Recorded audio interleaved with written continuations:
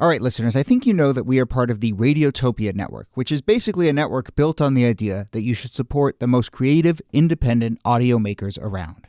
No one, and I mean no one, embodies the Radiotopia ethos more than Benjamin Walker and his show Theory of Everything. Benjamin, who I've known for a long time, has been making beautiful, personal, sprawling audio documentaries for decades that help us understand the very strange world we live in. And now he has a new series called Not All Propaganda is Art. The new series goes back to the 1950s, when Western security agencies like the CIA paid artists, writers, and intellectuals to fight the cultural Cold War. The CIA funds were free. I mean, no one was told what to say. Gloria Steinem, activist who sees the CIA as a sort of enlightened pal or rich uncle, there is another viewpoint. Look, if you're listening to this show, I know you like secret histories. I know you like a mix of culture and politics and shadowy figures. So what are you waiting for? Not All Propaganda is Art from Benjamin Walker. You can find it now wherever you listen or at theoryofeverythingpodcast.com. This episode is brought to you by Progressive, home of the Name Your Price tool.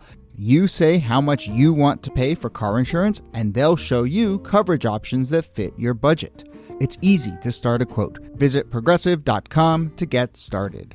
Progressive Casualty Insurance Company and Affiliates. Price and coverage match limited by state law.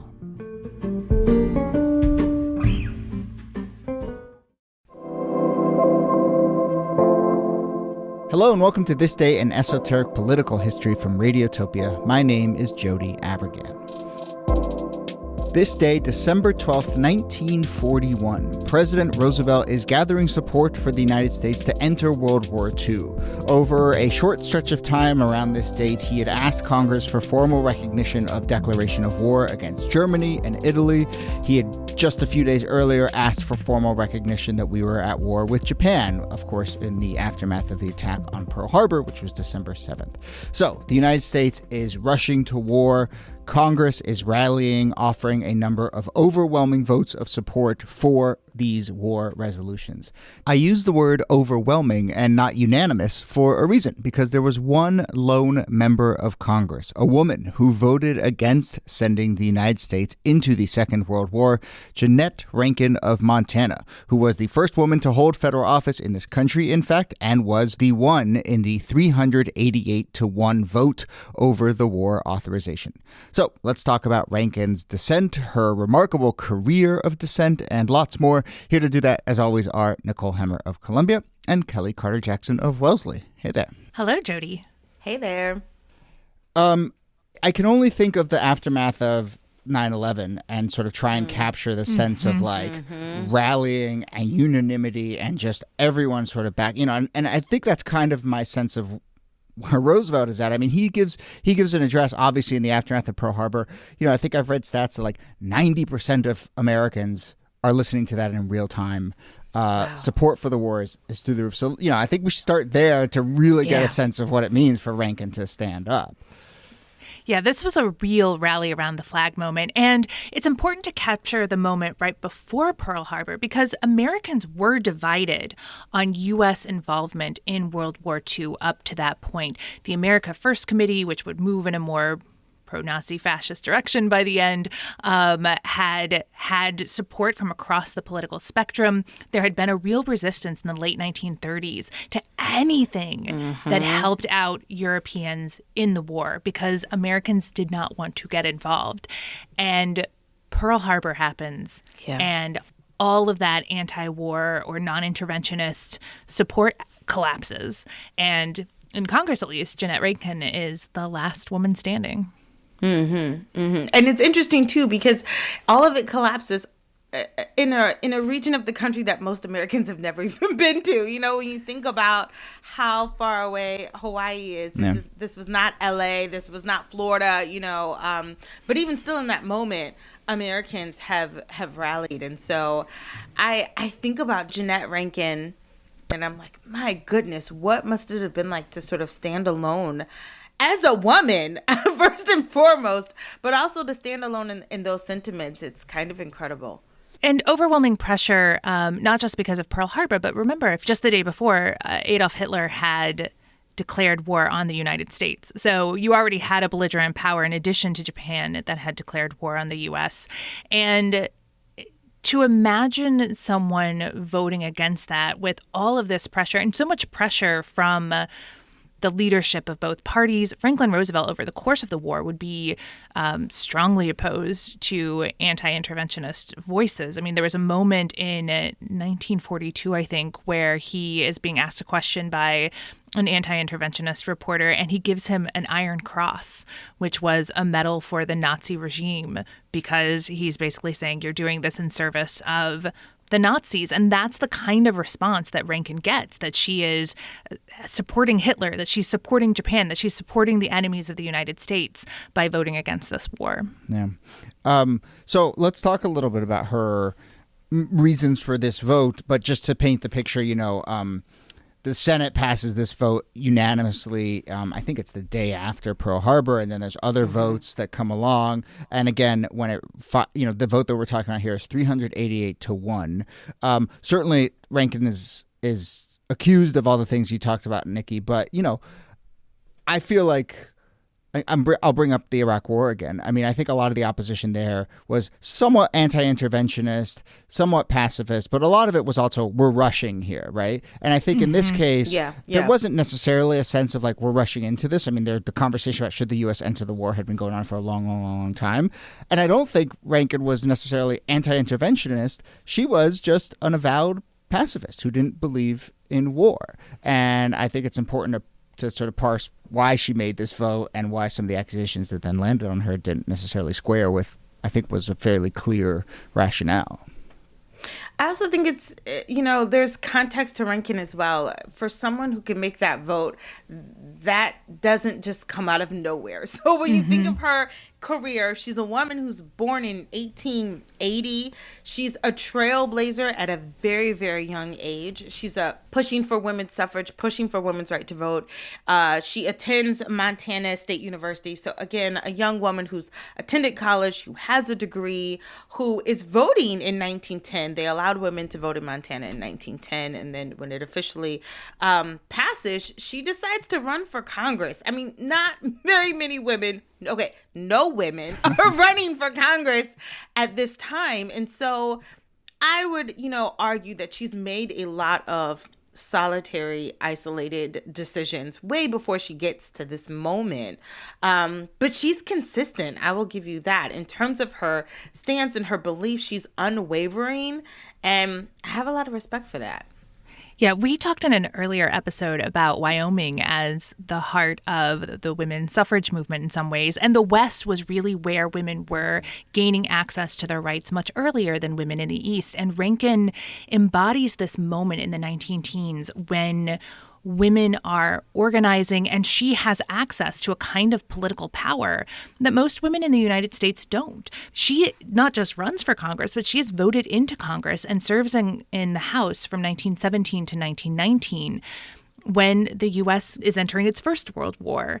And at that time, she also votes against involvement in World War I. Now, public opinion was much more split on World War I, even as the U.S. decides to go in. So she's joined by 55 other members of Congress voting against this war. But she embodies this argument that was being made in the 19-teens that one reason you need women in government is because they are more pacifistic, that they will keep the United States out of wars, that we will have better and more peaceful foreign policy if women are involved. It's very gender essentialist, and yet at the same time, it was something that Rankin herself really believed and something that she brings to the Congress, both when she's there during the start of World War I and when she's there at the start of World War II. At some basic level, great timing, Jeanette Rankin. Yeah, no kidding. Your two stints happen to be when we're going to these two wars. But it's also like, what are you there for? If not to stand up for your ideals in these two crucial moments. But her vote against the war in 1917 is really fascinating because as we've done episodes about this too. But yes, there was much more skepticism about the U.S. place in the world and whether to enter this war. No surprise, listeners, her vote in particular, even though it's one of 50 or 55 against the war, her vote in particular gets cast through gendered lenses. And people say, well, this is why you can't have women in office, because they'll make votes like this. And, her hometown newspaper called her, quote, a dagger in the hands of the German propagandist, a dupe of the Kaiser, a member of the Hun army in the United States, and a crying schoolgirl. So she is both a dagger and a weeping schoolgirl. Yeah, how do you square really that? covering all of our bases here. But she gets crazy hate mail. I mean, people, her state is like, we are 100% against you. To know that you have very little, if any, support at all. Again, to still stand your ground in the midst of that is pretty amazing. But no, she was hated, that's for sure. And she gets voted out, and sort of in the aftermath of that first war vote, and then eventually finds her way back, as we've said, and is there to vote no again.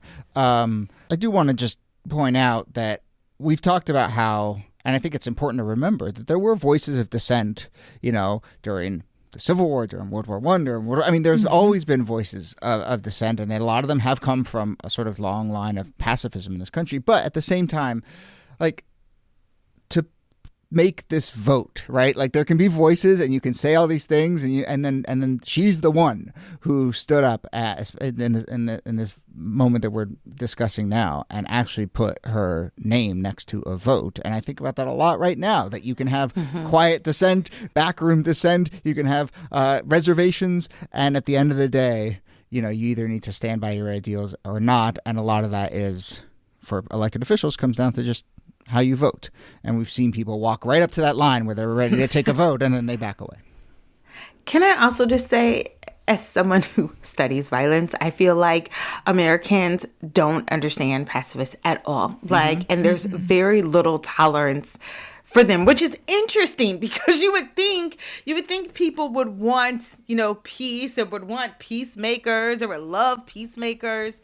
But actually, they're the ones that almost always get thrown under the bus, because people want them to be on board, and it's much easier to get people to rally around violence, unfortunately, regardless of the cause, than it is to get people to say, no, I will not engage. Yeah, and despite a deep history of pacifism in certain parts of the United States, when it runs up against nationalism and patriotism and jingoism, pacifists are portrayed as treasonous. And it happens in every single war in the United States, that if you're a pacifist, it doesn't just mean that you oppose war, it means you oppose your country. Yeah. Yes. Yeah. Well, and it's funny because there's a quote from Rankin after she gives this vote, and I think she's, incredibly, as we've been saying, incredibly true blue. She understands herself. She stands by her ideals, but she does offer a quote where she says, quote, I want to stand by my country, but I cannot vote for war. And even embedded in that quote, I feel like, is a little bit of Rankin sort of admitting that maybe standing by your country and war and voting against war are in opposition to each other. She seems to have accepted the premise that you either support the country or war, and she's trying to square it. Whereas, I think there's an argument to say that not going to war is a way to support your country, right? And that, as we've been saying, pacifism is a sort of belief that you can stand by, not an absence of something else. But I just was struck by that quote where she has sort of taken the premise of the other side. Yeah.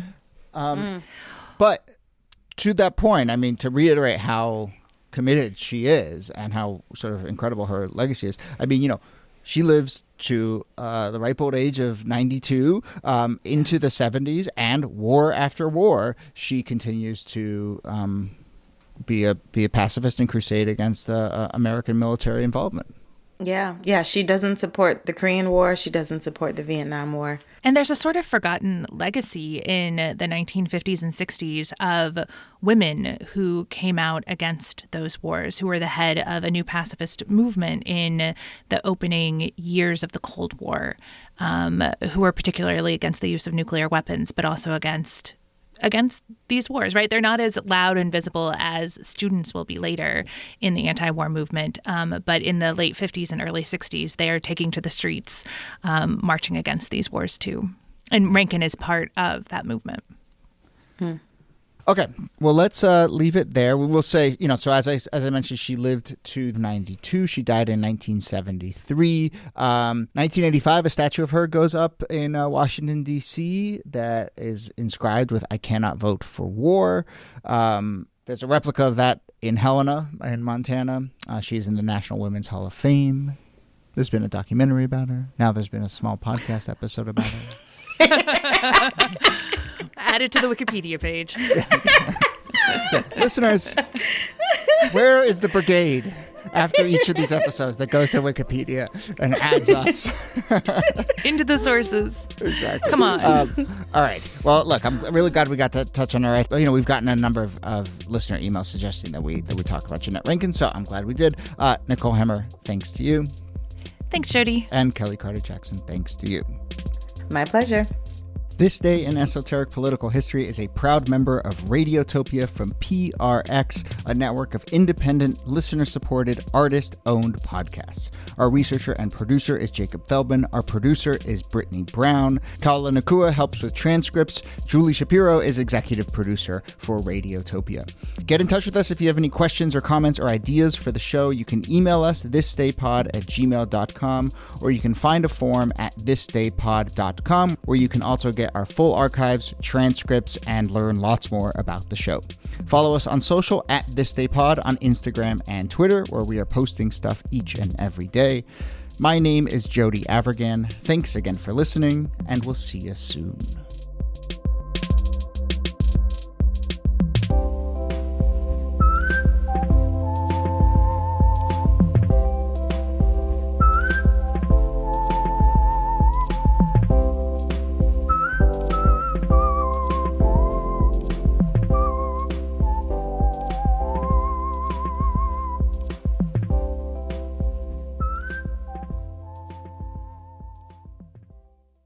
Support for This Day in Esoteric Political History comes from Odoo. If you feel like you're wasting time and money with your current business software, or just want to know what you could be missing, then you'll need to join the millions of others who have switched to Odoo. Odoo is the affordable, all-in-one management software with a library of fully integrated business applications that help you get more done in less time for a fraction of the price. To learn more, visit odoo.com/thisday. That's odoo.com/thisday. Odoo, modern management made simple. Radiotopia.